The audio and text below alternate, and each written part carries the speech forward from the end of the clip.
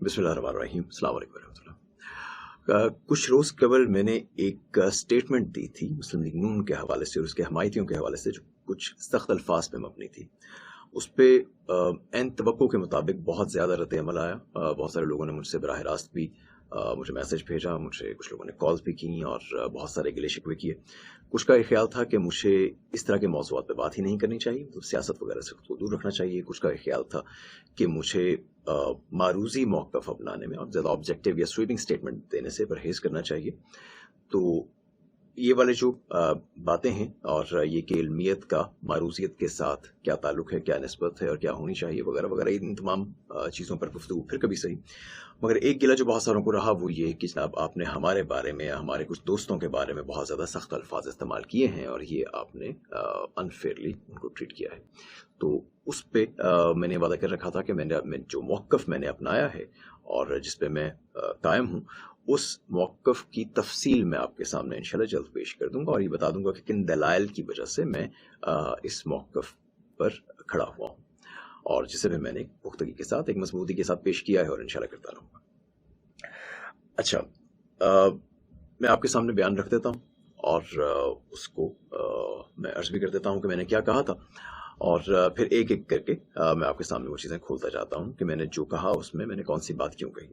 तो बयान बहुत छोटा सा था। बयान ये था कि जनाब मेरे नज़र में जो लोग हनूज़ अभी भी मुस्लिम लीग नून के हमदर्द या उसके गैर मशरूत हमायती हैं, उनमें दो ही तरह के लोग हैं। या तो वो बेइंतहा करप्ट और मुनाफिक हैं या फिर वो शदीद अहमक हैं। तो अब इन महासन के हवाले से जो मैंने अर्ज़ किए हैं, मैं कोशिश करूँगा कि एक एक करके मैं इनकी तफसील कर दूँ कि मैंने कौन सी बात क्यों कही। मगर उस पर जाने से पहले एक छोटी सी एक्सेप्शन भी मैं आपके सामने पेश कर देता हूँ, जो कि पोस्ट के अल्फाज से काफ़ी वाज़ेह है वैसे तो। वो ये कि कुछ ऐसे मेरे दोस्त भी हैं जो बहुत काबिल एहतराम हैं, जो काबिल भी हैं और जो दयानतदारी से ये समझते हैं कि अपने तमाम तर ईवल के बावजूद मुस्लिम लीग नून इस वक्त अमली सतह पर गालिबन एक यूँ कह लीजिए कि एक प्लॉजिबल ईवल है।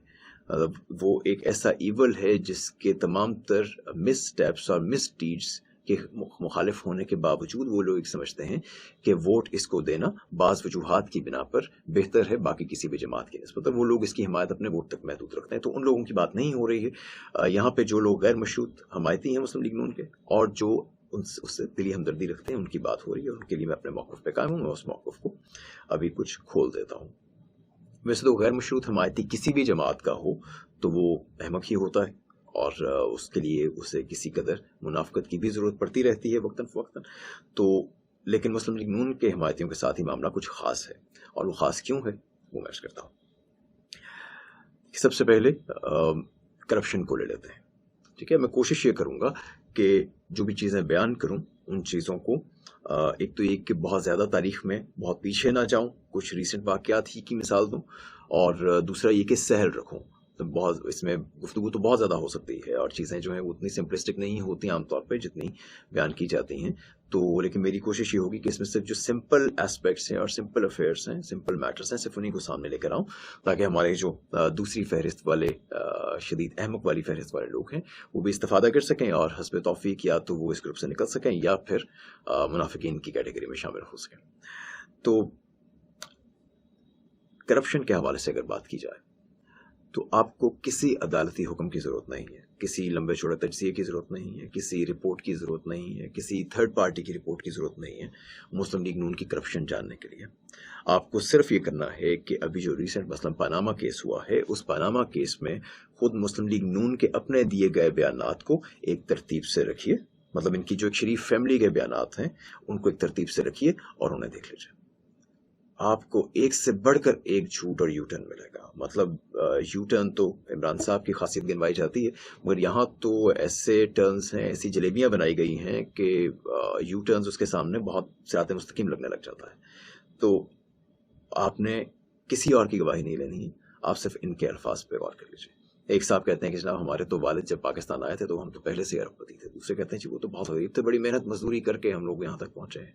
एक साहब कहते हैं कि जी हमारे पास तो फ्लैट है ही नहीं, हम तो बेचारे किराया दे दे के गुजारा करते हैं, किराया भी पाकिस्तान से आता है, हम तो स्टूडेंट्स हैं, हमारे पास तो कोई आमदन का जरिया ही नहीं है।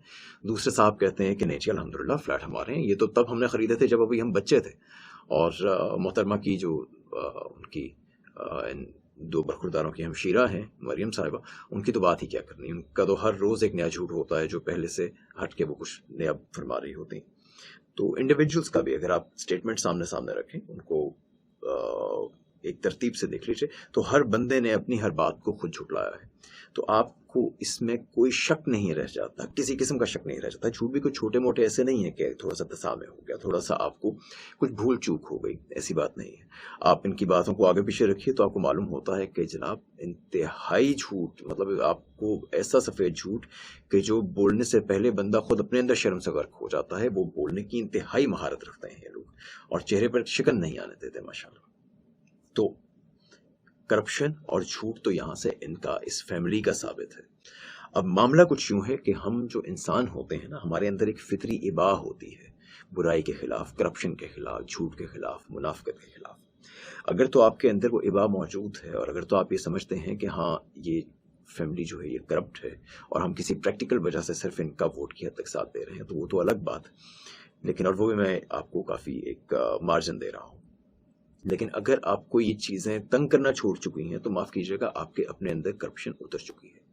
ہمیں جب کوئی بھی گناہ برا لگنا بند ہو جائے، جب ہم کسی گناہ کو تسلیم کر لیں، جب ہمیں وہ پریشان کرنا چھوڑ دے، ہمیں اس سے نفرت محسوس ہونا بند ہو جائے، تو اس کا مطلب یہ ہوتا ہے کہ اس گناہ نے ہمارے اپنے اندر بھی ایک جڑ پکڑ لی ہے۔ اب چاہے ہمیں خود اس گناہ میں ملوث ہونے کا موقع ملا ہو یا نہ ملا ہو، چاہے ابھی ہم نے خود اس کو ایکسرسائز کیا ہو یا نہ کیا ہو، لیکن بہرحال آپ اگر اس طرح سے بہت سہولت کے ساتھ اس کرپشن کو ایکسیپٹ کر رہے ہیں، امبریس کر رہے ہیں، تو معاف کیجیے گا، آپ خود بھی کافی کرپٹ ہیں۔ آگے بڑھیے۔ مریم نواز کی ویڈیوز موجود ہیں، مطلب ان کا اعترافی بیان موجود ہے کہ وہ لوگوں کو ان کی ویڈیوز جو اسکینڈلائزڈ ویڈیوز ہیں وہ دکھا کر بلیک میل کرتی ہیں۔ ان کے پاس بہت سارے لوگوں کی بہت ساری ویڈیوز پڑی ہیں جو وقتاً فوقتاً حسب ضرورت ریلیز کرتی ہیں یا لوگوں کو دکھاتی ہیں۔ رونگٹے کھڑے ہو جاتے ہیں۔ آپ کو کردار میں کس حد تک ذلت چاہیے، آپ کو مطلب مسلمان ہونا تو بہت دور کی بات ہے، آپ کو انسانیت سے کس درجہ گرنے کی ضرورت ہے، کس پستی میں جانے کی ضرورت ہے ایسے کسی کام میں ملوث ہونے کی۔ اور اس پہ ہمارے ماشاءاللہ نون لیگی دوست جو ہیں وہ دانت نکال رہے ہوتے ہیں، اور ان کا تو خیر ویسے بھی کیا کہنا، نون لیگی حضرات جتنے بھی ہیں جن سے میری بات ہوئی ہے وداؤٹ ایکسیپشن، وہ یہ کہتے پائے گئے ہیں کہ جناب کرپشن کا کیا مسئلہ ہے، وہ تو ہوتی ہے، سارے کرتے ہیں، کوئی بات نہیں۔ یہ وہ جو میں پہلے بات کر رہا تھا، اور چلو جی کوئی بات نہیں، کھاتا تو لگاتا بھی ہے، پھر کرپشن تو ہم سارے ہم ملوث ہیں، تو ساری قوم ہی ایسی ہے، پھر کیا ہو جاتا ہے۔ اور بلکہ ان کے جو کچھ بڑے ہیں مسلم لیگ کے، اپنے کچھ وزراء سے جب بات ہوئی تو وہ تو باقاعدہ مذاق اڑاتے ہیں کہ جناب یہ ایمانداری والی آپ جو لوگ ہیں، آپ تو بچے ہیں، آپ تو بالکل بے وقوفی والی بات کر رہے ہیں، ایمانداری کیا ہوتی ہے، سب یہاں پر اپنے اپنے موقع سے فائدہ اٹھانے آئے ہیں، آپ بھی اٹھا لیں۔ تو بہرحال that is the state of the matter. تو اگر آپ خود کو اتنے گھناؤنے جرم میں لوگوں کی برہنہ ویڈیوز بنا کر انہیں ان ویڈیوز کے ذریعے بلیک میل کرنے پہ اگر آپ مطمئن ہیں، تو جناب پھر تو آپ کے اندر غلاظت اتری ہوئی ہے، تو پھر تو میں نے بہت ہلکے الفاظ استعمال کیے تھے۔ اس میں اگر پاناما پیپر کی دوبارہ بات کر لی جائے تو کوئی بھی شخص جو بزنس سے تعلق رکھتا ہے، کوئی بھی شخص جس نے فائنانس یا اکاؤنٹس سے ذرا سا بھی کچھ ربط رکھا ہے، جس کو معلوم ہے کہ کام کیسے ہوتا ہے، وہ جانتا ہے کہ چھوٹے موٹے دکانداروں تک بھی ایون حساب کتاب لکھنا جو ہے وہ ایک بہت ضروری امر ہوتا ہے کسی بھی بزنس کے لیے۔ اب دکاندار سے تو چلیے بھول چک ہو بھی سکتی ہے، لیکن بزنسز میں ایک چھوٹی سے چھوٹی ٹرانزیکشن کو بھی ریکارڈ کرنا انتہائی ضروری ہوتا ہے۔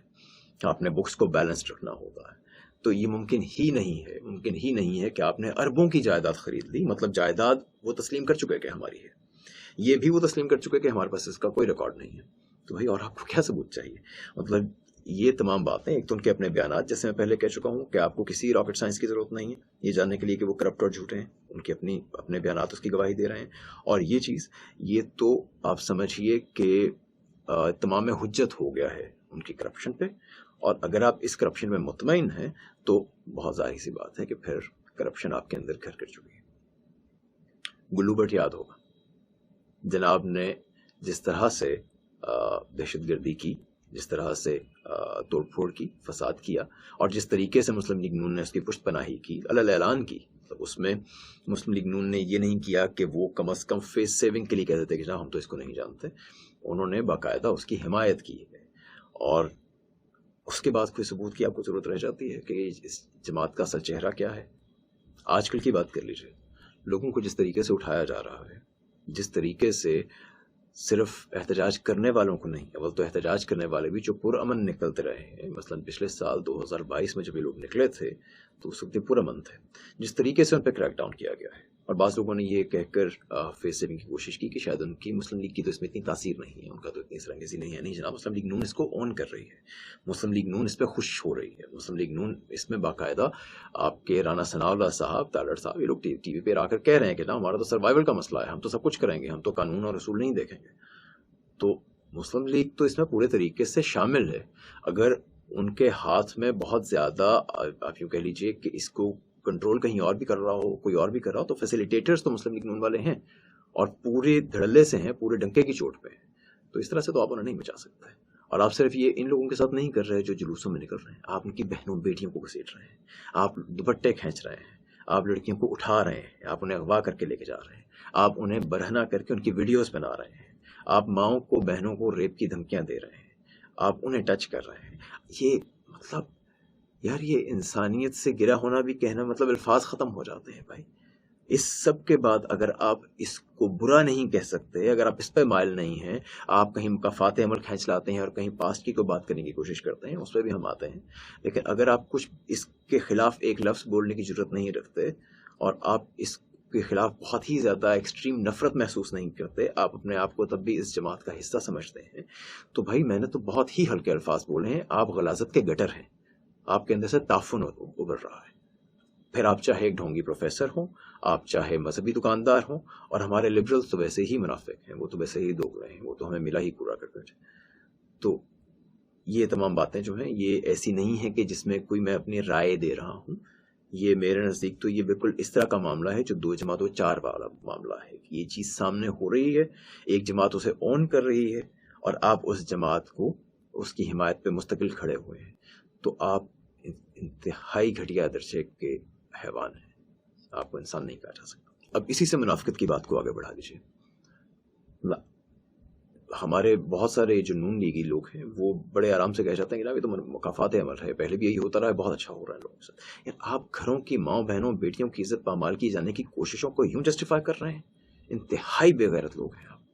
مطلب ایک تو آپ یہ انتہا درجے کی منافقت ہے اور عدل کی بالکل مخالفت ہے. ایک انتہائی ناانصافی کی بات ہے کہ آپ یہ کہیں کہ پہلے دور میں بھی، پچھلے 3-4 سال میں بھی، یوں فیس بک پوسٹ کرنے والوں کو یا یوں سڑک پہ امن نکلنے والوں کے گھروں کی ماں بہنوں بیٹیوں کو گھسیٹا گیا ہے، ان کی برہنہ ویڈیوز بنائی گئی. کتنے واقعات ہیں دکھائیے مجھے، کتنی FIR درج کی گئی ہیں لوگوں کے خلاف یوں پے در پے جس طرح سے اب کی جا رہی ہیں کہ ضمانت سے باہر نکلتے ہیں پھر گھسیٹ لیے جاتے ہیں. کتنے لوگوں پہ تشدد کیا گیا تھا جس طریقے سے آج کل کیا جا رہا ہے. اس میں انتہا درجے کی منافقت چاہیے کہ اگر آپ ان 2 ایونٹس کو، ان کے اسکیل کو اور ان کی نو کو اگر آپ ایک دوسرے کے ساتھ کمپیئر کر رہے ہیں. عمران خان کے دور میں غلطیاں بالکل ہوئی ہیں، عمران خان کے دور میں جرائم بھی ہوئے. ساہیوال والے واقعے پر ہم نے بہت زیادہ شور مچایا تھا، اس پہ ہم نے بہت اختلاف کیا تھا کہ جناب یہ بہت ہی غلط ہوا ہے. اس طرح کے 2 اور بھی واقعات ہوئے تھے، عرفان صاحب کو اٹھایا گیا. لیکن زمین آسمان کا فرق ہے اس وقت جو ہو رہا ہے اور جو اس وقت ہوا. آپ کیسے کمپیئر کر سکتے ہیں بغیر اپنے پورا ایک کردار اور وجود کھوکھلا کیے ہوئے؟ تو آپ بہت بڑے منافق ہیں اگر آپ یہ کمپیریزن ڈرا کر رہے ہیں. توشہ خانہ پہ آ جاتے ہیں. توشہ خانہ میں جس طرح سے ہمارے ہاں ہوتا ہے کہ لوگوں نے پڑھا تو کچھ نہیں ہوتا، میں پوچھتا رہا کہ جناب آپ نے قانون پڑھا ہے کہ توشہ خانہ کا کیا قانون ہے اور اس میں اصل میں کیا کہا گیا ہے، کون کیا کر سکتا ہے اور کیا نہیں کر سکتا. تو لیکن لوگوں نے نہیں پڑھ رکھا تھا، لوگوں کو معلوم نہیں تھا. لیکن بہرحال یہ بات تو عدالت میں بھی آ گئی کہ جناب وہ جو جس گھڑی کا قصہ ہے جو توشہ خانہ سے لی گئی وہ باقاعدہ پوری پیمنٹ کر کے لی گئی اور اس کو پھر بعد میں بیچا گیا. تو اس میں مقدمہ یہ تو ہے ہی نہیں کہ یہ گھڑی چرائی گئی ہے. یہ سب کچھ جاننے کے باوجود آپ لوگ گھڑی چور کے نعرے لگاتے رہے. انتہائی منافقت چاہیے. مطلب دل میں جانتے ہوئے کہ ہم جو الزام لگا رہے ہیں وہ جھوٹا الزام ہے اور اصل معاملہ یہ ہے ہی نہیں اور کوئی کرپشن اس وقت تک آپ ثابت نہیں کر سکے تھے، لہٰذا آپ نے ایک ہی گھڑی کا موقف پکڑ لیا اور اس پر بغیر جانے کے قانون کیا ہے اور جاننے کے بعد بھی کہ قانون کیا ہے، کیونکہ بعد میں تو کھل گیا تھا کہ جناب یہ قانون ہے اور یہ گھڑی پیسے دے کر لی گئی ہے، اس کے بعد بھی آپ یہی نعرے لگاتے ہیں. چلیے یہاں تک بھی بات سمجھ آ گئی کہ آپ کو قانون کا شاید علم نہیں ہوگا، آپ کو یہ معلوم نہیں ہو سکا کہ معاملہ کیا ہے، معاملہ چوری کا ہے یا معاملہ اس کو بیچ دینے کا ہے اور کوئی کنٹری کا وہ ہے وغیرہ وغیرہ، اور اس میں کس طریقے سے قانون میں انفیکٹ ان چیزوں کی توشخانہ کی چیزوں کی باقاعدہ آکشن کی کلازز موجود ہیں. تو بیچ دینا جو ہے وہ باقاعدہ اس کی ایک قانونی حیثیت نہ صرف ہے بلکہ وہ ادارہ توشخانہ جو ہے وہ خود سے کرتا ہے اور ریگولرلی کرتا ہے. تو فرض کیجئے کہ آپ کو ان ساری چیزوں کا علم نہیں تھا، اس سے کوئی فرق نہیں پڑتا. بات تو یہ کہ جو ہی عدالت نے یہ کہا کہ جناب باقی سب کے بھی ریکارڈ دیے جائیں اور ہمیں بتایا جائے کہ اور کس کس نے توشخانہ سے کیا چیز نکلوائی ہے، وہ آتے ساتھ ہی جب نظر آیا کہ جناب مسلم لیگ نون نے تو بہت ساری وہ چیزیں بھی لے لیں جو کہ انہوں نے ایک تو پوری پیمنٹ کر کے نہیں لی تھی، اور دوسری جو کہ قانون کی خلاف ورزی تھی، جو وہ نکلوا نہیں سکتے تھے، گاڑیاں نکلوا نہیں سکتے تھے، بے شمار چیزیں ایسی نکلوائی گئیں. تو اس پہ آپ نے ایک مرتبہ بھی مخالفت نہیں کی کہ جناب یہ آپ نے جس چیز کے پیچھے ہمیں لگایا ہوا تھا اس میں تو آپ خود بھی ملوث ہیں. آپ نے اس کے باوجود بھی آپ نے نظریں ادھر ادھر کر لیں، آپ نے اس کو اگنور کیا، پورے طریقے سے اوور لک کیا، اور ایک بڑی تعداد اس کے باوجود بھی گھڑی چور کہنا نہ اس سے پیچھے نہیں ہٹی. تو اس سے کیا ثابت ہوتا ہے؟ اس سے بڑھ کے آپ کو کیا منافقت چاہیے؟ انفلیشن کی بات کر لیں، 12% انفلیشن ہو گئی، جی یہ ہو گیا، غریب مر گیا، فلاں ہو گیا. لوگوں نے بدوائیں لکھی ہوتی تھی اپنے فیس بک پہ کہ قہر ٹوٹے عمران خان پر، اس کے حمایتیوں پر، اس کے فالوورز پر، کیونکہ انہوں نے جو ہے وہ غریب کے لیے اتنی زیادہ مہنگائی کر دی اور وہ بیچارہ کھانے پینے کے قابل نہیں رہا. 46 افیکٹو جو ہے انفیکٹ وہ 60% پہ جا رہی ہے. اگر آپ اس کو حکومتی اعداد و شمار پر بھی لے لیں تو 36% سے اوپر اس وقت مہنگائی ہے.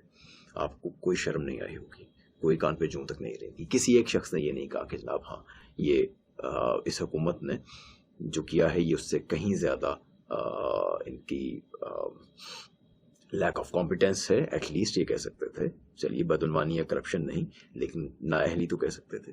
کسی ایک شخص نے بھی میری نظر میں نہیں گزرا جس نے کیا، اور مسلم لیگ کے مستقل حمایتی.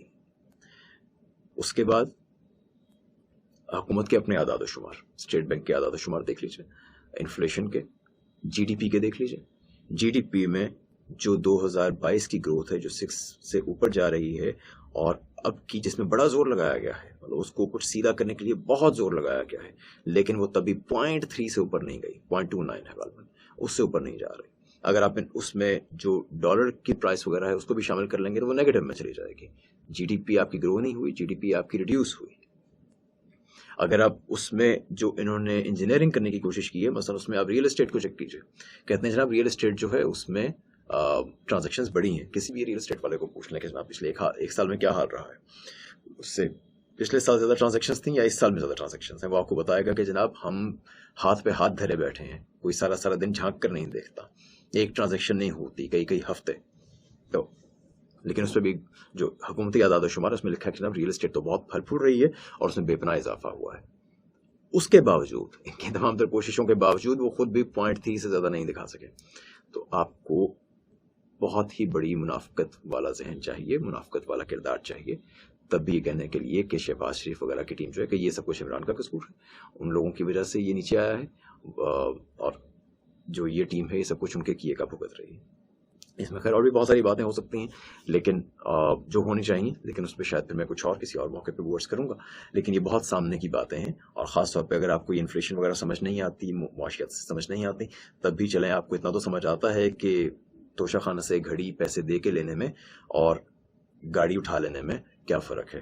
تو اس کے بعد بھی اگر آپ حمایتی ہیں تو کچھ کسی حد تک تو اپنی منافقت تسلیم کیجیے. سامنے نہیں بھی کر سکتے کیونکہ منافق ہیں، دل میں تو کر لیجیے. تو بہرحال یہ ہو گئی یہ والی بات ہے. باقی جو محاسن میں سے آخری شے تھی جو میں نے کہا تھا کہ وہ یا شدید احمق ہیں، وہ آپ یوں سمجھ لیجیے کہ وہ میں نے آپ کو فیس سیونگ دی ہے.